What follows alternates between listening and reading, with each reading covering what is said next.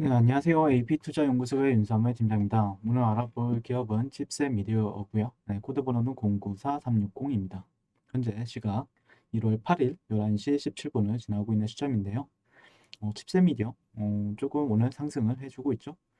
예전에 영상을 좀 올려드렸었는데 칩셋 미디어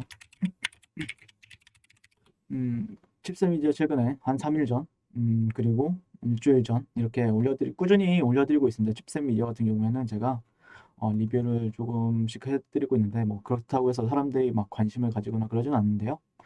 어쨌든 지난 시간에 좀 믿어도 되냐, 뭐 매수하셨는지 모르겠네요. 근데 제가 그때 이제 말씀을 드렸었죠. 믿지 말라고. 네, 본인의 선택을 믿으시면 됩니다. 네, 그냥 저 같은 경우에는 일단 아이디어를 제공하는 거죠. 제가 생각하는 아이디어를 제공하는 거고 그거에 맞게 여러분들이 거래를 하시는 거다라고 보시면 될 것 같고, 일단 칩셋 미디어 이후에 영상 이때 이날이었죠. 네, 이날 제가 영상을 찍었었는데 영상을 이때 찍고 이때 한번 찍고, 네, 어쨌든 지금 잘 올라가지고 있다라고 말씀드릴 수 있을 것 같고, 일단 칩셋 미디어 같은 경우에는 시스템, 반도체, 설계, 자산, IP를 개발하고 판매하는 기업이다라고 말씀을 드렸고요. 그래서 이제 모회사는 텔레칩스라는 반도체 팹리스 전문 업체가 있고요. 그리고 텔레칩스라는 회사 같은 경우에는 삼성전자 그리고 현대모비스를 메인으로 두고 있고, 삼성전자, LG 전자까지 이렇게 협업을 하고 있는 것으로 알려져 있는 글로벌 완성차 업체야. 또 제품을 납품하고 있는 기업이다라고 이제 볼 수가 있겠습니다. 그리고 칩셋 미디어 같은 경우에는 이제 반도체 설계 자산이라고 이제 프로세서와 비디오, 오디오, 그리고 그래픽, 메모리, 인터페이스와 같은 이제 반도체에 내장되는 다양한 기능을 말하는데요. 그래서 영상 처리를 담당하는 비디오 IP, 이렇게 영상을 녹화하거나 재생하는 기능을 하고 있고요. 모바일 기기나 지금 현재로서는 모바일 기기나 영상 가전 이렇게 적용이 되고 있고, 앞으로는 자동차에 이제 자율주행이 된다라고 하면은 적용 분야가 광범위해질 것으로 알려져 있습니다. 네. 그래서 지금 이 기업 같은 경우에도 그래도 장점이라고 하면은 좀 직원이 한 그렇게 많지는 않아요. 한 100명 미만으로 알고 있는데 그래도 그 직원들 중에 80%가 다 연구개발 인력이다. 그만큼 또 개발 쪽에 많은 투자를 아끼지 않고 있다. 이렇게 해석을 해볼 수가 있을 것 같고요. 주로 팹리스 업체들이 이제 고객사로 이제 두고 있고요. 보통 이제 많은 사람들이 좀 그렇게 유명하진 않지만, 음, 엔비디아라는 회사가 있어요. 엔비디아라는 그래픽 카드 만드는 회사가 있거든요. 거의 엔비디아 같은 경우에는 그래픽 카드 시장에 독점적인 위치에 있는 미국 기업인데, 그 엔비디 그러니까 뭐 RTX 20 뭐 3070 최근에 뭐 그렇게 컴퓨터에 들어가는 그래픽 카드를 이제 만드는 회사인데, 그 회사가 이제 세계 최대 반도체 설계 업체인 또 ARM을 인수를 하는 건이 있었어요. 우리나라에서는 뭐 크게 부각을 받지는 않았는데, 나름 반도체 M&A 사상 최대 규모로 이제 47조 원의 인수를 하였거든요. 그러니까, 그러니까 예를 들어서, 음, 뭐라 해야 될까요? 우리나라로 따지면 삼성전자가 뭐 NXP라는 회사를 인수한 것처럼, 예, 인수를 아직 안 했죠, 지금. 예, 하진 않았습니다. 근데 아무튼 그런 회사들이랑, 그러니까 그 높은 가치를 인정을 받고 있는 시장에서 그런 회사들이랑 협업을 하고 있는 게 칩셋 미디어다라고 볼 수 있을 것 같고요. 칩셋 미디어 같은 경우에는 예전에도 설명을 드렸지만, 네덜란드의 NXP사와 협업을 진행 중에 있고요. 그리고 그 외에도 이제 DJI의 자회사인 아토신이란 중국의 아토신이라는 회사를 주요 고객사로 두고 있습니다. 뭐 대략적으로 NXP사는 자율주행 쪽에서 1, 2위를 다투고 있고요, 전 세계에서.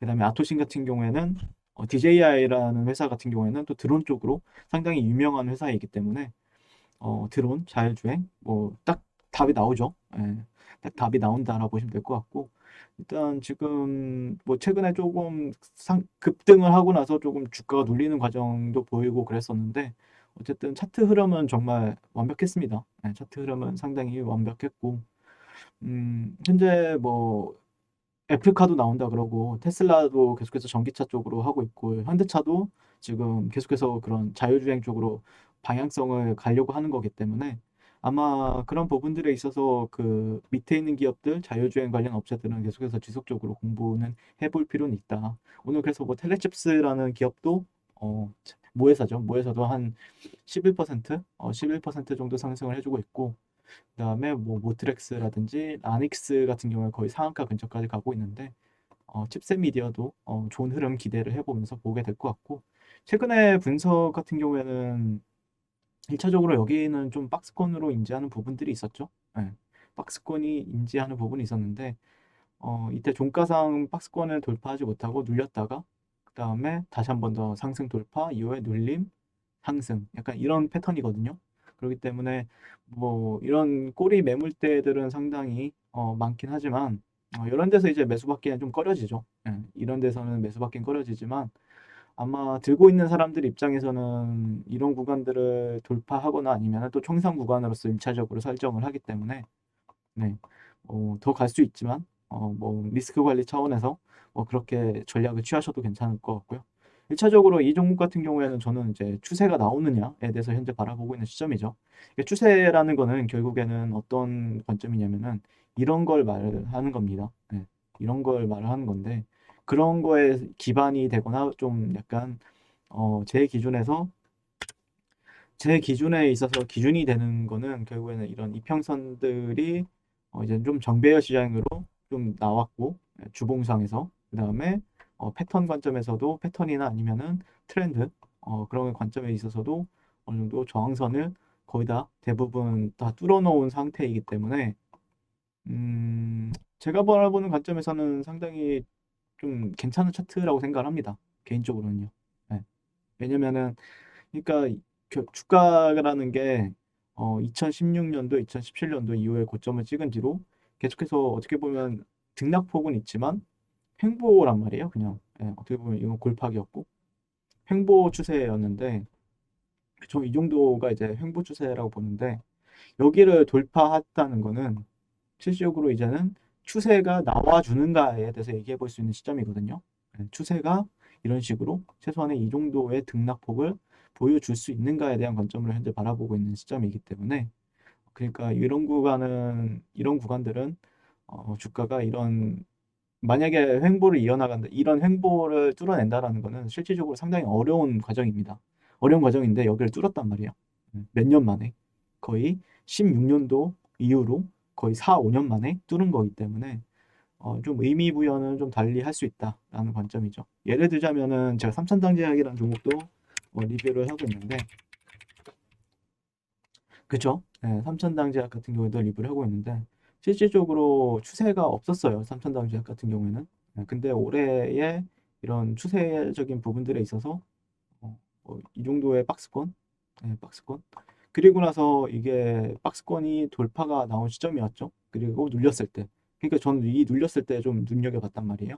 어, 그러니까 이 종목 같은 경우에도 그 칩셋 미디어 같은 경우에도 그럴 가능성이 높은 종목이 될 수 있겠다. 이런 구간이 될 수가 있겠다라는 관점을 현재 바라보고 있는 시점입니다.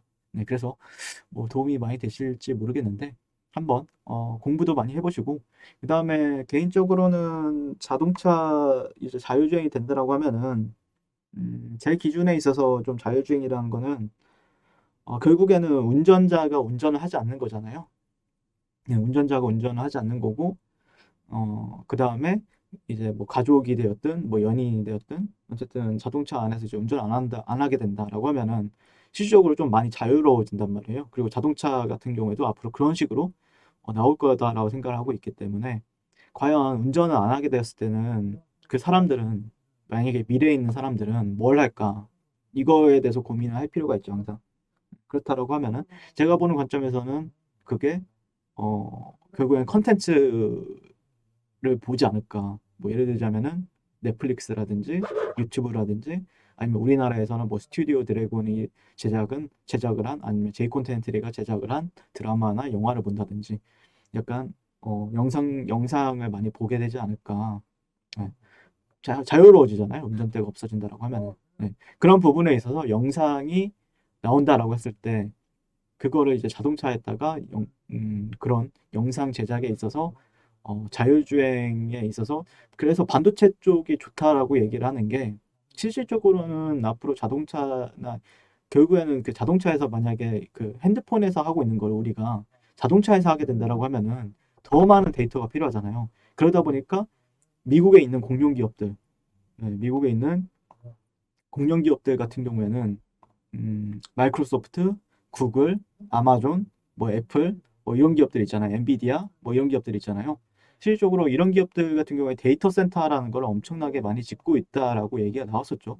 그러니까 재작년부터 예, 데이터 센터가 핵심이었죠. 데이터 센터를 왜 짓겠습니까?